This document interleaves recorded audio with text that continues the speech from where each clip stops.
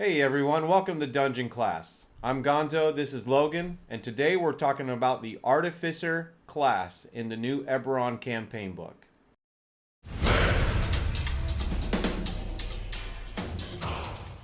Alright Logan, we've got a new campaign book here. Looks really cool. I know we have the alternate cover one. You can show it off if you'd like. Behold. But in this book, something that's really cool is they created a new class for us to use. And this is the Artificer class. Mm-hmm. And if you're as interested in it as I am, make sure you subscribe to the channel because that's the best way to find out about everything that comes out, and we'll talk about it. So subscribe to the channel if you haven't already. And now that I've hooked you there, let's talk about it, Logan. Okay. Logan, tell me, what is an Artificer? Artificer is a weird blend of mind and magic. You have different kind of magic users in the D&D world. You have wizards and sorcerers, warlocks and clerics, and all different kind of sources of magic. The Artificer is someone who finds and uses their magic in tinkering and invention, in science, and we'll talk a little bit more about the subclasses, but that could come through working with chemicals, that could come with working with machinery, but it's basically kind of like an Iron Man, where his superpower is going to be his mind and what he can do with machines and with what he creates. Yeah, that's pretty good thematics. I mean, if you can picture somebody that can create something but then imbue magic into it or something, then that sounds like an interesting class right there. Yeah. And it's different than the regular wizard who pulls magic out of the ether, or out of semantics, or the sorcerer who's a mutant born with the power to... So, very different. Cool. All right. So then, what are some of the features that would make me or the people watching this video want to play an Artificer? What's something that they get? I think one thing that really caught me is, first of all, is like the description, kind of the flavor of the class, because it's kind of easy if you say the word fighter, it's kind of easy to picture someone going and fighting as a fighter. Yeah. So to really kind of stand out and to really kind of be different from the other magical classes. Just the thematics of being able to invent, to tinker, to create. For example, they talk about it here. This is kind of cool. So listen to this. As an Artificer, you use tools when you cast your spells. When describing your spell casting, think about how you're using a tool to perform this spell effect. If you cast Cure Wounds using Alchemist Supplies, you could be quickly producing a salve. If you cast it using Tinker's tools, you might have a miniature mechanical spider that binds wounds. Wow. Like, think about the different kinds of like crazy and wild inventions. I mean, it's a world where we have, multiple-headed beasts and kind of mutant creatures and dragons. And we have the wish spell, and we're stopping time and stuff. So it's not that hard to picture, a little spider that someone magically has infused with the ability to heal you and stitch up your wounds and that kind of thing, or a walking bomb. Yeah, if that's one of the things, I don't know. In Mario Party, the little bombs of feet. Yeah, exactly. Yeah. You probably could do that. So this is interesting for me as well, because I haven't reviewed the Artificer class yet. So I'm learning along with those that haven't at home as you're letting us know what's going on. And I've already, pictured, like you mentioned, Iron Man or Tony Stark, and a lot of us have seen that movie. Yeah. And you're right. His power wasn't the suit. It was what he could do with the suit and what his mind could think of and how he used it. So you're right. Because like the very first Iron Man suit he made, it wasn't the kind of finished product that we see in like Endgame. He looked like a big toaster with could shoot lasers and stuff, Yeah, he's a tank. Yeah. And so I kind of like the idea in a character that it's they have natural talent, natural ability, obviously, but it's what they can do with the items around them that kind of makes them powerful. Let me ask you this. What's their stat? If you're building the character, what stat are they pulling from? Is it charisma? Is it intelligence? It's intelligence. Okay. The one they recommend is intelligence, and I think constitution. Just so that way, like, if you're working with machinery and something goes wrong, you can kind of take a hit, which would make sense. Concentration spells, maintaining concentration, being able to focus on your work in the middle of a battle. Okay. Yeah. All right. So it's intelligence, it's constitution. What are some of the abilities then? What are some of the things they can do? So cool things they can do. So first off, this one is kind of crazy. You get this at second level. Okay. You can infuse items with magical abilities. You can basically craft your own magical items. Okay. And you can do things like replicating magical items. At second level, here's some of the things you can make, okay? You can make a bag of holding a cap of water breathing, a rope of climbing, a wand of magic detection. I mean, you can think of how with just different kinds of inventions that would make sense. Right. And I'm sure that like as players would work with DMs and trying to think of like what else would be feasible for this character to be able to make. Maybe it's like a gnome who like worked in a mining community and he wants to make a magical pickaxe, but basically kind of be with like a jackhammer. So he could like dig through and find certain ores and stuff without having to sit there and slave away. Something useful that would go back. You can almost tie your background of your player into what they would like to make, or maybe what they've created in the beginning. Definitely. So cool. Yeah. All right. So yeah, infusing items. You can replicate magic items. You can also enchant regular stuff, and it doesn't have to be just yours. If you have a fighter. Yeah. That who says, "Hey, I have a sword. I need this to be more powerful." Yeah, you basically could hook up an electromagnet on it and on his glove. Yeah. And say like, okay, this is now a returning weapon. So you could throw your weapon, and then activate the little magnet, and it pops back in your hand like Thor's hammer. So how does this work? Can you do it every round? Can you do it once a day? Can you do it? Does it take 10 weeks? I mean, what's the... I think the biggest thing is it more or less kind of has a fixed limit to items you can make, and then obviously different items, like the higher level the item would be, the higher the level and the DC would be to craft this item. And you have a certain amount of items you can basically concentrate on at one time. At lower levels, it's going to be like 2 or 3, but at higher levels, you can create... keep active, and then even like attune yourself to. This is crazy. So you normally can attune to a certain number of magic items. I think it's 3. Artificer can get up to 6 when they're fully leveled up. Okay. So you could be crafting and attuning and just supplying yourself with all kinds of magic stuff, basically creating. And they get their own spell list. Are there any new spells? Do you know that they create any new spells? I don't think there's new spells. The biggest thing that they can do is that they can make and use spells, especially when you get into the different subclasses, without using spell slots. They get the ability to do things that would just require the components, the actual materials, the invention that they've made. And they let's get into it then. What are the subclasses? What's the first one that they offer us? So the 3 that they have. As far as in the Eberron book, I'm sure there's going to be more coming. I know there's one in Unearthed Arcana already, so they're already thinking of creating different ones. But yeah. So the 3 in here are the Alchemist, the Artillerist, and the Battlesmith. So starting off with the Alchemist, that one's kind of self-explanatory. You work with alchemy, you work with potions, and check out some of this cool stuff you can do. So Alchemist, as in with every subclass, they get a certain amount of spells that they can do. They get special spells that only their subclass in the Artificer class can access. And some of the things you can get are like healing word, ray of sickness, and you can imagine different kinds of inventions like a little laser gun that just you blast them, make them sick. But check this out. 15th level Alchemist. You can cast... So you've been exposed to many different chemicals. They pose little risk to you, and you can use them quickly to end certain ailments. So you gain resistance to acid damage and poison damage. You're immune to the poison condition. And then you can cast Greater Restoration and Heal without expending a spell slot. Wow. Without preparing the spell. Without material components. Provided you use your Alchemist Supplies as the spellcasting focus. So that's when the cleric leaves the group because he becomes useless to the group. Yeah, once a long rest, you got a guy that can just sit by during a short rest and basically mix up a healing potion. Yeah. That heals you up like 65 to 70 HP.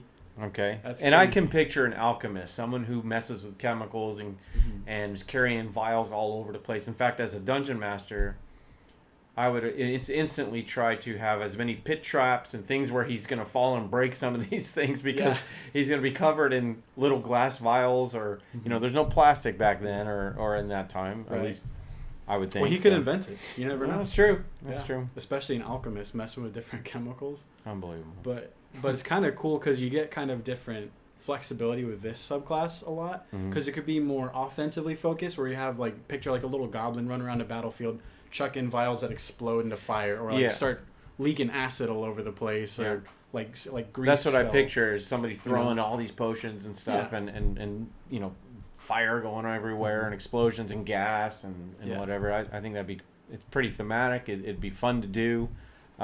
It's going to be a little dexterity based on that one because you're using the throne. I would think that's how you're aiming or whatever. So Mm-hmm. Okay. Or I think it actually works off of your intelligence. This works your spellcasting modifier. Okay.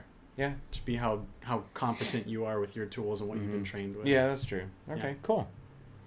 All right, so that's the Alchemist. Yeah, let's move on to Artillerist. This guy's kind of crazy. They're all crazy. Reading it, it's kind of nuts because you can make things. I think this is like one of their main things. You can make stuff called an Eldritch Cannon, which is a magical cannon.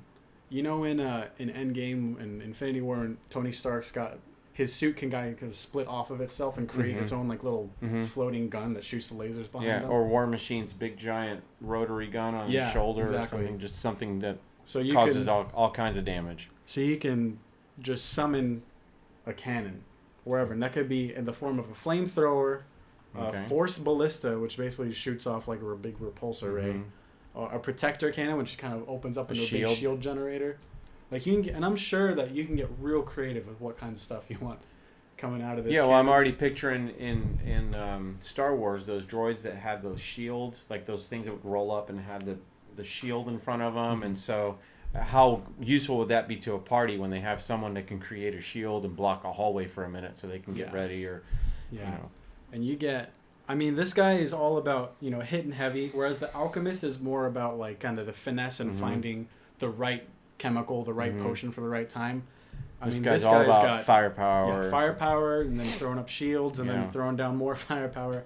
Spells attributed to this subclass are Shield, Thunder Wave, Scorching Ray, Shatter, Fireball, Ice Storm, Cone of Cold, Wall of Force. Like, think about the different kinds of inventions that you could be making with that. That's kind of nuts. Yeah, that's good. Yeah. That's good. All right, so that's the Artillerist, and what's the last one? Battlesmith. Battlesmith's cool. They're almost kind of like a. I guess you could build them like you could build anything any way you want it. Yeah. But this guy, the way I kind of see it, is they're really protective. They're more about defense. Kind of like a tank. You can get yourself hooked up with some good armor, a good weapon, and you get a little mechanical companion. Almost like a ranger would get, a beastmaster would get a pet. You can create a mechanical companion to come with you. And I'm sure working with the example they give in the book is this cool illustration of a little like mechanical dog that comes with I'll have Mark put the picture right in front of my face, so you'll be able to see. So you'll be able to see the picture that they offer for us. But so you create, it's almost like a ranger with a beast companion, but this is something mechanical that was created. Yeah. Almost, again, we use Star Wars or something, but like R2D2 or something okay. And I mean the different stats that they give it, they don't really make it like it has to be. Like you can determine the creature's appearance, whether it has 2 legs or 4. Your choice has no effect on its game stats. They give the stats out for it. That's this stat block for Steel Defender. Once again, that graphic will go right here. Right over me. That's to spare you at home. So yeah, these are good things. And they give good stats for it, but you could be as creative as you want. If you want a little, like a mechanical, almost like a halfling or a gnome or goblin kind of like imp that would be running around with you. Looks maybe like a little monkey that hangs on your back and detaches and runs over. That's so much fun. So so I'm already excited about trying to learn how to play an Artificer. It sounds a lot of fun, and I feel like you said this word over and over, but creativity is the key of this class and the subclass. It's like it's limited to your imagination. Yeah. And most of us have a pretty vivid imagination. So as creative as you want to get, this is the class for you, because you can basically say, well, I don't want to steal dog, I want to steal panther, or I want to, like you said, a steel monkey that has some of these things that I can send out into battle. Don't take that. I'm going to use that one. Yeah. But Golden Owl.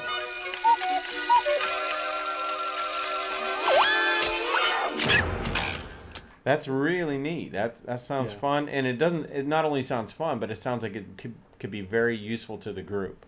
A useful party member where they're not doubling up on a lot of the stuff that's already taken by the barbarian or the cleric or whoever.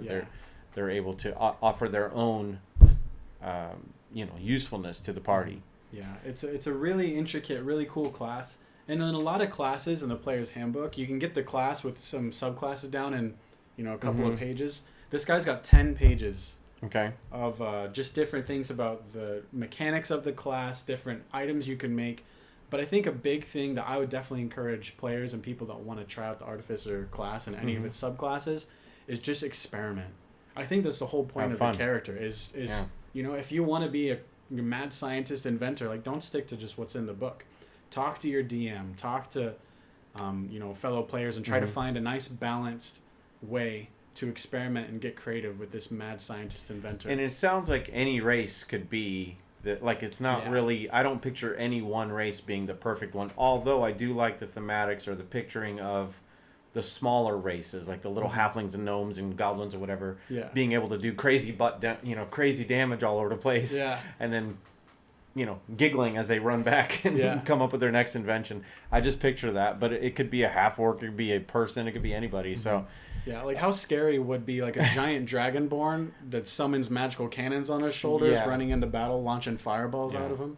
That'd be wild. It's awesome. We played a one shot where we set it just recently. I kind of set it in an Eberron like kind of world, and you guys came across an Artificer. You killed him before you could really find out too much of what he did or what he's capable of. That's true, but that's what parties do, is murder hobos. That's us. Yeah. But the way I built him, he's a little, kind of like a little feral looking halfling guy that had been scavenging and stealing different scraps of parts and different pieces of Warforged and helped to put and he was inside of this big Iron Man's kind of suit that it took us forever to get through, and then once we popped him out, we took him out. Sorry about that, but he was a goner. He stood in between us and whatever we were after, so that's how it goes. So one really kind of crazy thing, listen to this example. So, like, let's say you're in the middle of a big battlefield. It's really intense. Yeah. Got a big bad guy you've been planning for the characters to face, and you know the cleric of the group is going to be clutch to take out, because if he's just healing everybody, all the damage this bad guy's going to do is useless. Yeah.